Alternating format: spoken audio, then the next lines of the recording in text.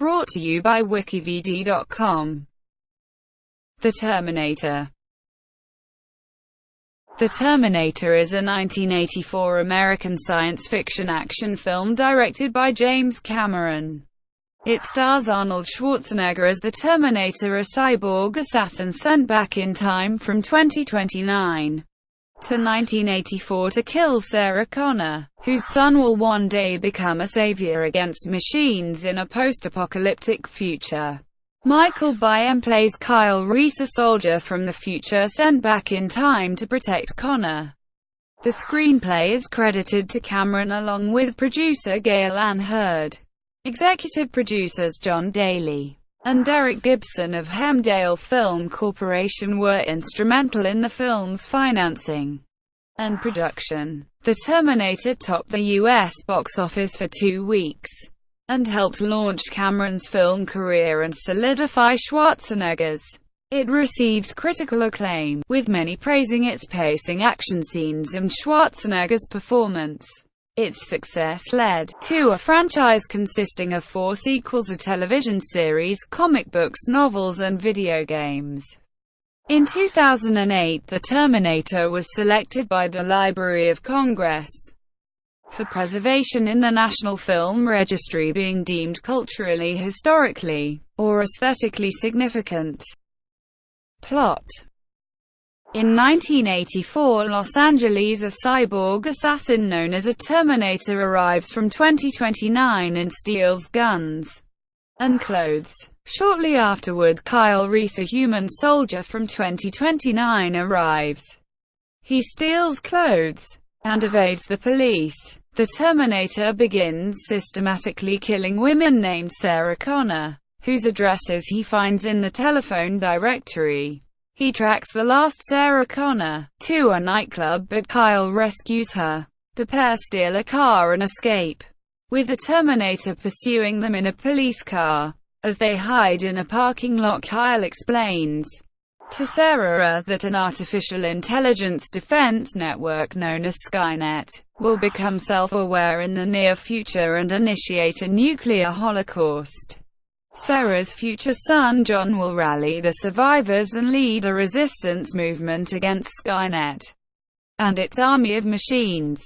With the resistance on the verge of victory, Skynet sent a Terminator back in time to kill Sarah before John is born, to prevent the formation of the resistance.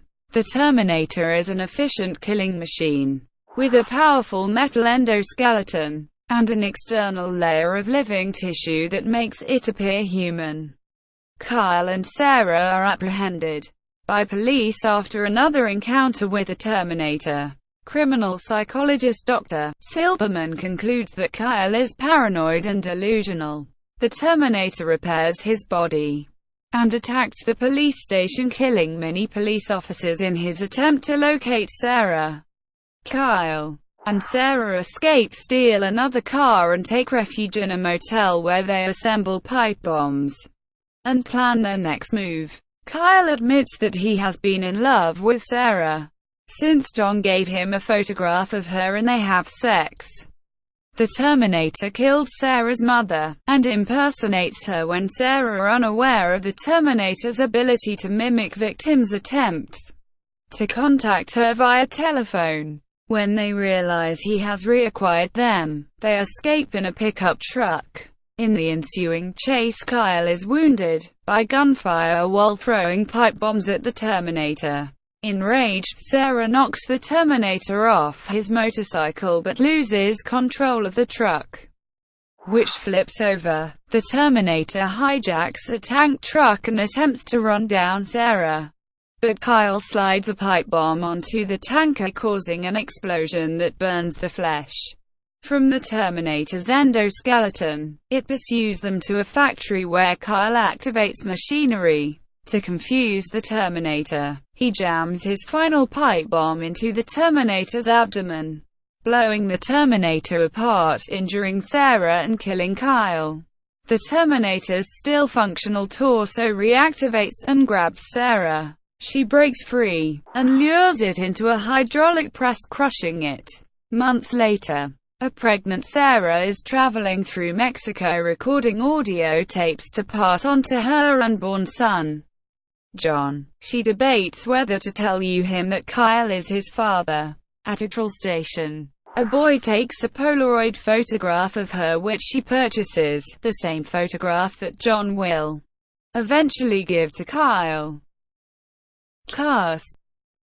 Additional actors included Shawn Sheps as Nancy, Sarah's co-worker at the diner, Dick Miller as the gun shop clerk, professional bodybuilder Franco Columbu as a Terminator in 2029, Bill Paxton, and Brian Thompson as punks who are confronted by the Terminator, and Marianne Mulaliel as one of the other women with a name Sarah Connor who was shot by the Terminator. Development.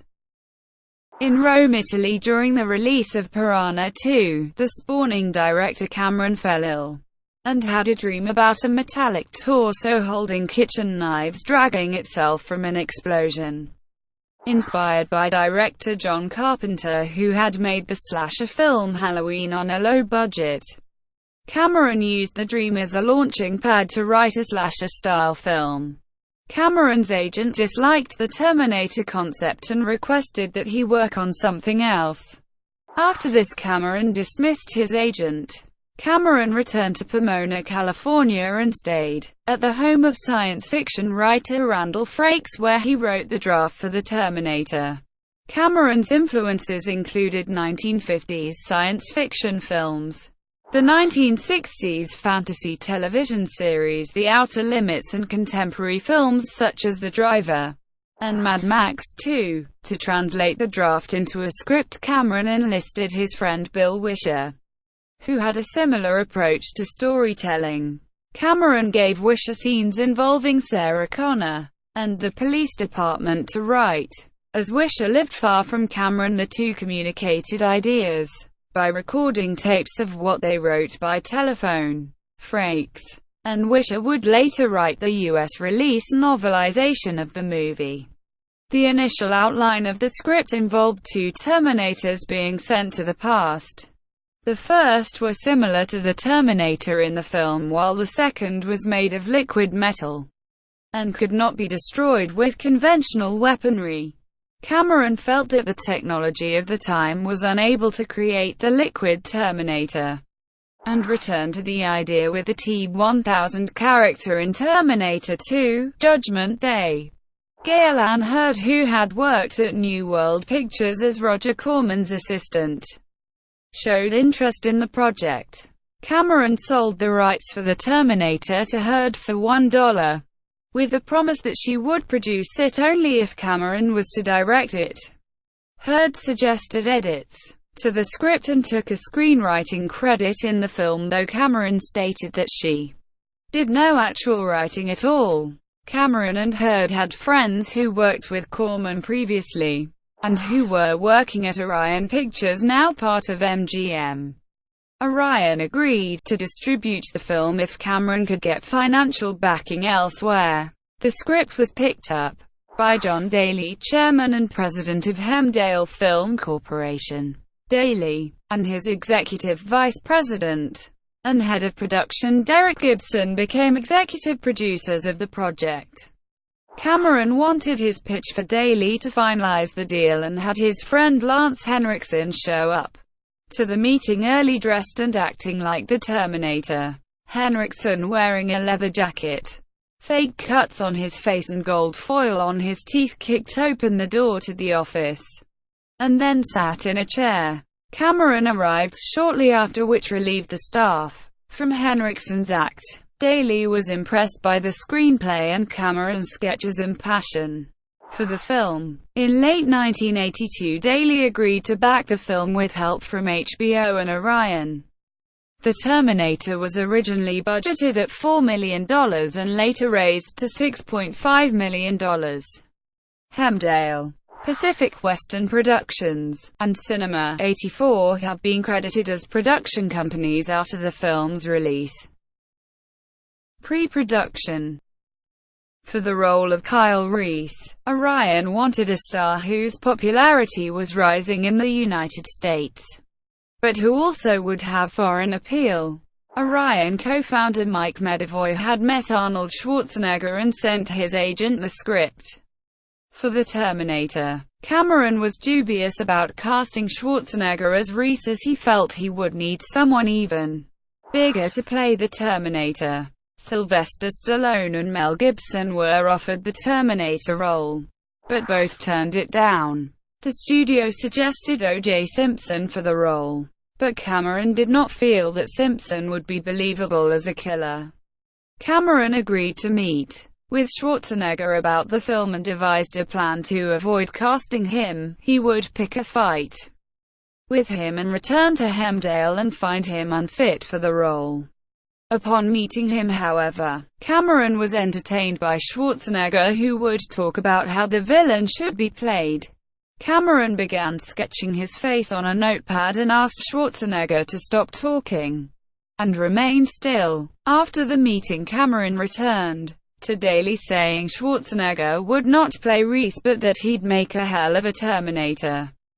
Schwarzenegger was not as excited by the film. During an interview on the set of Conan the Destroyer, an interviewer asked him about a pair of shoes he had. Schwarzenegger responded, "Oh, some shit movie I'm doing, take a couple weeks."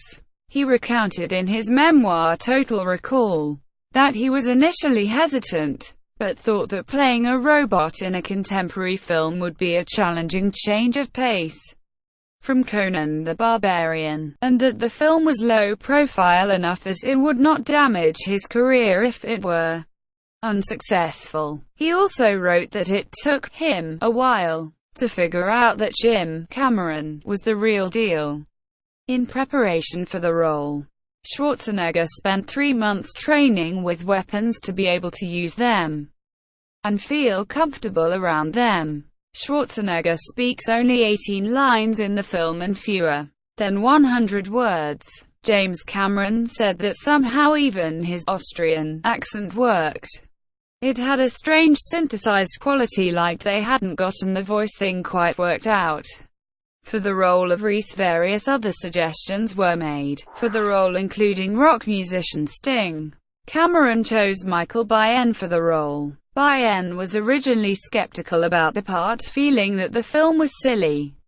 After meeting with Cameron, Biehn stated his feelings about the project changed. Hurd stated that almost everyone else who came in from the audition was so tough that you just never believed that there was gonna be this human connection between Sarah Connor and Kyle Reese. They have very little time to fall in love. A lot of people came in and just could not pull it off to get into Kyle Reese's character. Biehn studied the Polish resistance movement in World War II. In the first few pages of the script, the character of Sarah Connor is written as 19 small and delicate features, pretty in a flawed, accessible way. She doesn't stop the party when she walks in, but you'd like to get to know her. Her vulnerable quality masks a strength even she doesn't know exists. For the role, Cameron chose Linda Hamilton, who had just finished filming Children of the Corn. Rosanna Arquette had previously auditioned. Cameron found a role for Lance Henriksen as Detective Hal Vukovich's. Henriksen had been essential to finding finances for the film. For the special effects shots in the film, Cameron wanted Dick Smith, who had previously worked on The Godfather and Taxi Driver. Smith did not take Cameron's offer and suggested his friend Stan Winston for the job. Brad Fiedel was with the Gorfen Schwartz agency, where a new agent named Beth Donahue found that Cameron was working on The Terminator and sent him a cassette of Fiedel's music. Fiedel was then invited to a screening of the film with Cameron and Hurd. Hurd was not certain on having Fiedel compose the score, as he had only worked in television music previously and not theatrical films. Fiedel convinced the two that he would be right for the job by showing them an experimental piece he had worked on, thinking that, I'm going to play this for him because it's really dark and I think it's interesting for him. The song convinced Hurd and Cameron to sign him onto the film. Filming Filming for The Terminator was set to begin in early 1983 in Toronto but was halted when producer Dino De Laurentiis applied an option in Schwarzenegger's contract that would make him unavailable for 9 months while he was filming Conan the Destroyer. During the waiting period, Cameron was contracted to write the script for Rambo: First Blood Part 2. Refined the Terminator script and met with producers David Giller and Walter Hill to discuss a sequel to Alien, which became Aliens, released in 1986. There was limited interference from Orion Pictures. Two suggestions Orion put forward included the addition of a canine android for Reese, which Cameron refused, and to strengthen the love interest between Sarah and Reese, which Cameron accepted. To create the Terminator's look, Winston and Cameron passed sketches back and forth, eventually deciding on a design nearly identical to Cameron's original drawing in Rome. Winston had a team of 7 artists work for 6 months to create a Terminator puppet. It was first molded in clay, then plaster reinforced with steel ribbing. These pieces were then sanded, painted, and then chrome-plated. Winston sculpted a reproduction of Schwarzenegger's face in several poses out of silicone clay and plaster. The sequences set in 2029 and the stop-motion scenes were developed by Fantasy 2, a special effects company headed by Gene Warren Jr. A stop-motion model is used in several scenes in the film involving the Terminator's skeletal frame. Cameron wanted to convince the audience that the model of the structure was capable of doing what they saw Schwarzenegger doing. To allow this, a scene was filmed of Schwarzenegger injured and limping away. This limp made it easier for the model to imitate Schwarzenegger. One of the guns seen in the film and on the film's poster was an AMT long-slide pistol modified by Ed Reynolds from Surefire to include a laser sight. Both non-functioning and functioning versions of the prop were created at the time the movie was made. Diode lasers were not available because of the high power requirement. The helium neon laser in the sight used an external power supply that Schwarzenegger had to activate manually. Reynolds states that his only compensation for the project was promotional material for the film. In March 1984, the film began production in Los Angeles. Cameron felt that with Schwarzenegger on the set, the style of the film changed, explaining that the movie took on a larger-than-life sheen. "I just found myself on the set doing things I didn't think I would do, scenes that were just purely horrific that just couldn't be because now they were too flamboyant." Most of the Terminator's action scenes were filmed at night, which led to tight filming schedules before sunrise. A week before filming started, Linda Hamilton sprained her ankle, leading to a production change whereby the scenes in which Hamilton needed to run occurred as late as the filming schedule allowed. Hamilton's ankle was taped every day, and she spent most of the film production in pain. Schwarzenegger tried to have the iconic line, "I'll be back," changed as he had difficulty pronouncing the word "I'll."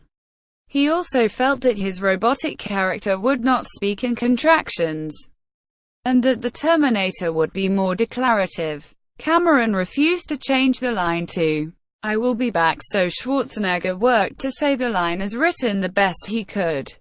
He would later say the line in numerous films throughout his career. After production finished on The Terminator, some post-production shots were needed. These included scenes showing the Terminator outside Sarah Connor's apartment, Reese being zipped into a body bag, and the Terminator's head being crushed in a press release.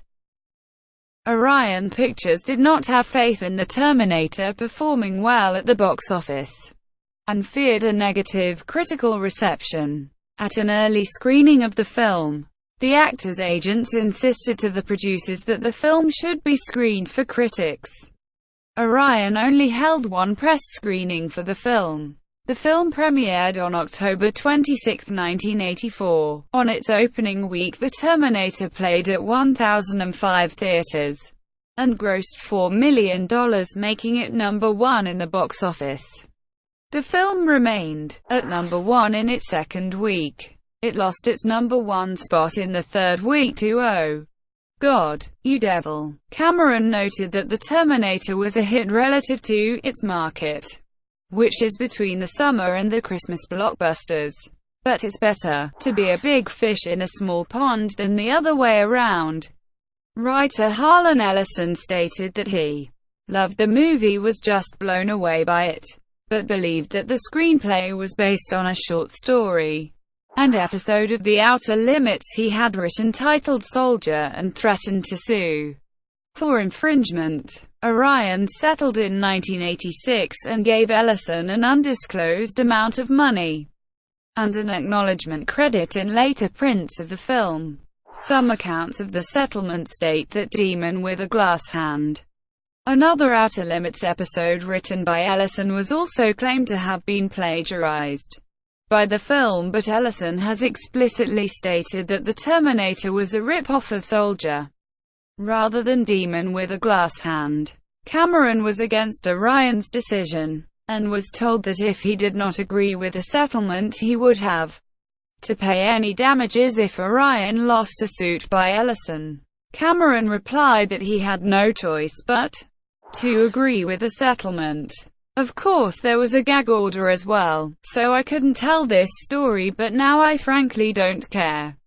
It's the truth. Marketing. A soundtrack to the film was released in 1984 which included the score by Brad Fiedel and the pop and rock songs used in the club scenes. Sean Hudson wrote a novelization of the film, which was published on February 21, 1985. by London-based Star Books. Randall Frakes and William Wisher wrote a different novelization for Bantam. Spectra published October 1985. In September 1988, Now Comics released a comic based on the film. Dark Horse Comics published a comic in 1990 that took place 39 years after the film. Several video games based on The Terminator were released between 1991 and 1993 for various Nintendo and Sega systems. Home video. The Terminator was released on VHS and Betamax in 1985. The film performed well financially on its initial release. The Terminator premiered at number 35 on the top video cassette rentals and number 20 on top video cassette sales charts. In its second week, The Terminator reached number 4 on the top video cassette rentals and number 12 on top video cassette sales charts. In March 1995, The Terminator was released as a letterboxed edition on Laserdisc. The film premiered through Image Entertainment on DVD on September 3, 1997. IGN referred to this DVD as pretty bare bones, released with just a mono soundtrack, and a kind of poor transfer. Through their acquisition of Polygram Filmed Entertainment's pre-1996 film library catalog, MGM released a special edition of the film on October 2, 2001, which included documentaries, the script and advertisements for the film. On January 23, 2001, a Hong Kong VCD edition was released online. On June 20, 2006, the film was released on Blu-ray through Sony in the United States.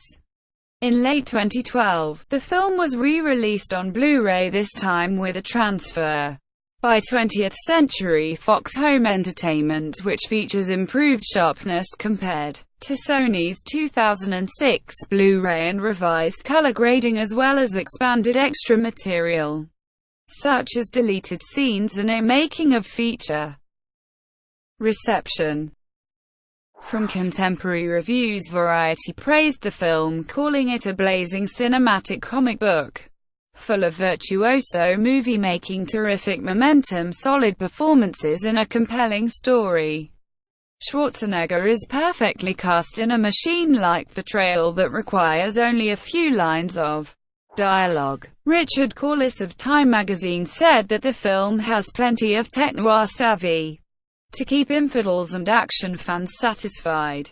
Time placed The Terminator on its 10 best list for 1984. The Los Angeles Times called the film a crackling thriller full of all sorts of gory treats, loaded with fuel-injected chase scenes, clever special effects and a sly humor. The Milwaukee Journal gave the film 3 stars, calling it the most chilling science fiction thriller since Alien. A review in Orange Coast magazine stated that the distinguishing virtue of The Terminator is its relentless tension. Right from the start, it's all action and violence with no time taken to set up the story. It's like a streamlined Dirty Harry movie, no exposition at all, just guns, guns and more guns. In the May 1985 issue of Cinefantastique, it was referred to as a film that manages to be both derivative and original at the same time. Not since The Road Warrior has the genre exhibited so much exuberant carnage and an example of science fiction horror at its best. Cameron's no-nonsense approach will make him a sought-after commodity. In the United Kingdom, the Monthly Film Bulletin praised the film's script, special effects design, and Schwarzenegger's performance. Other reviews focused on the film's level of violence and storytelling quality. The New York Times opined that the film was a B-movie with flair. Much of it has suspense and personality, and only the obligatory mayhem becomes dull. There is far too much of the latter in the form of car chases, messy shootouts, and Mr. Schwarzenegger's slamming brutally into anything that gets in his way. The Pittsburgh Press wrote a negative review, calling the film just another of the films drenched in artsy ugliness like Streets of Fire and Blade Runner. The Chicago Tribune gave the film 2 stars, adding that at times it's horrifyingly violent and suspenseful, at others it giggles at itself. This schizoid style actually helps, providing a little humor just when the sci-fi plot turns too sluggish or the dialogue too hokey. The Newhouse News Service called the film a lurid, violent, pretentious piece of claptrap. British author Gilbert Adair called the film repellent to the last degree, charging it with insidious nazification and charging that it had an appeal rooted in an unholy compound of fascism, fashion and fascination. The film won 3 Saturn Awards for Best Science Fiction Film, Best Makeup and Best Writing.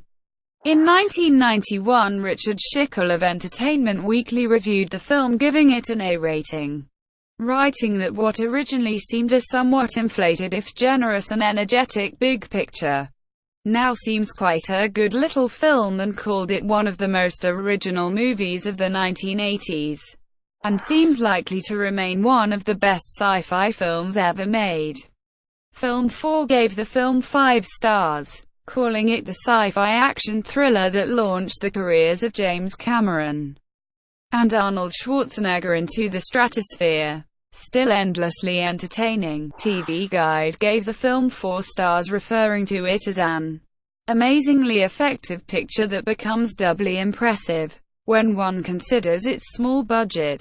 For our money, this film is far superior to its mega-grossing, mega-budgeted sequel. Empire gave the film 5 stars, calling it as chillingly efficient in exacting thrills from its audience as its titular character is in executing its targets.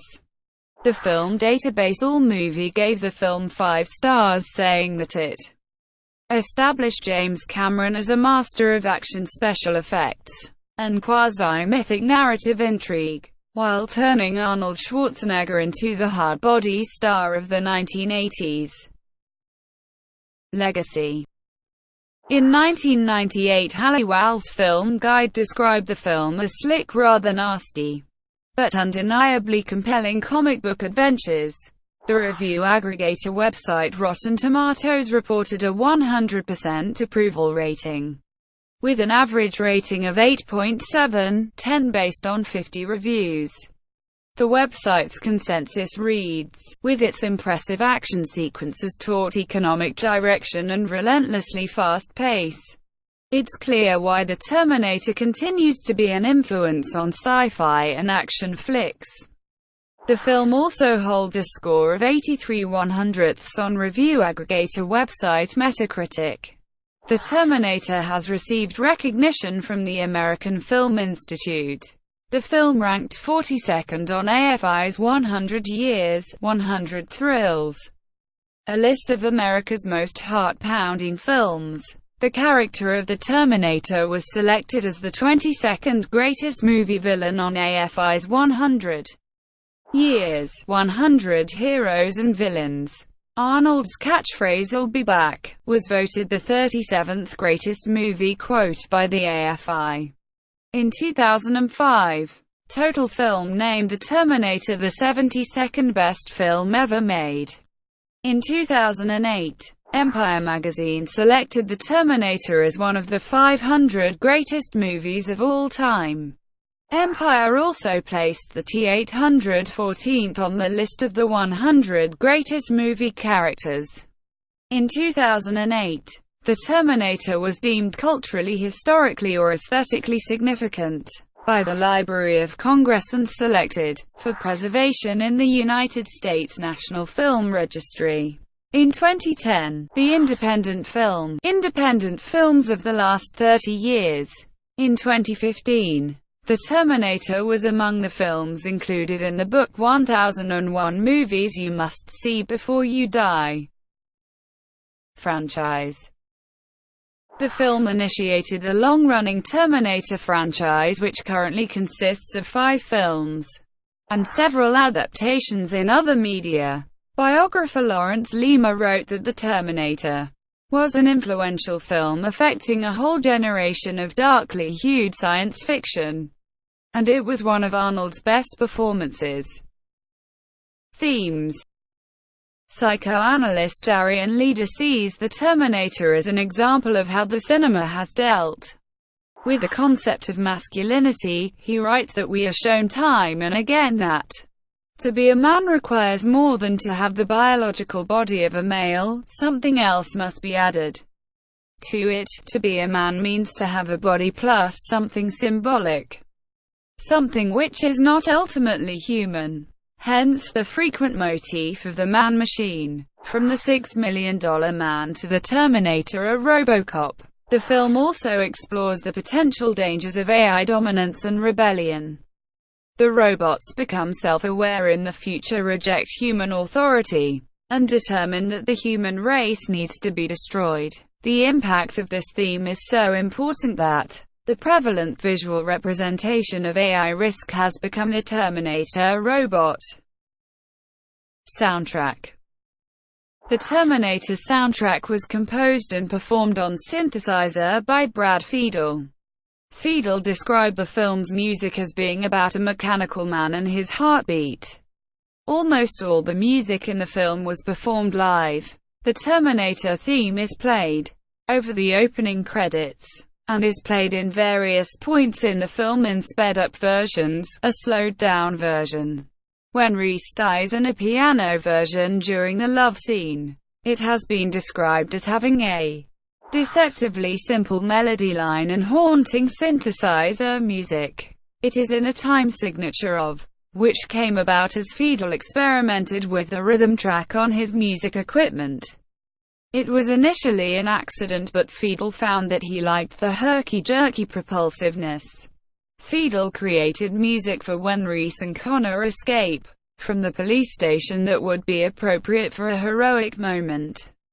Cameron turned down this theme as he believed it would lose the audience's excitement. Brought to you by WikiVidi.com. Would you like to know more?